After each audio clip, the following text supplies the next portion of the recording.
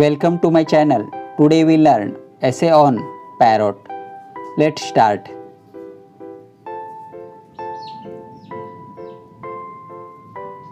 Parrot. Parrot is a very beautiful bird. Its color is green. Its beak is red and curved. It has black band around his neck. Parrot eyes are black and shiny. It lives in a trunk of tree.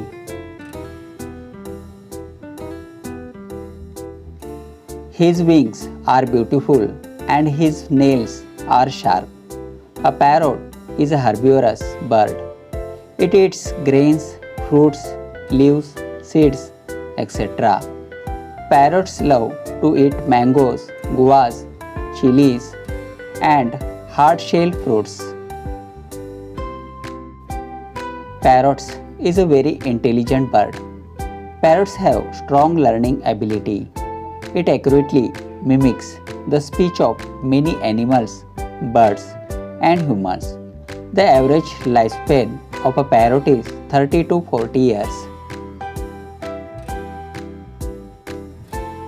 People keep the parrot in a cage because it talks sweetly. A parrot is a domesticated bird. Keeping a parrot in a cage is wrong.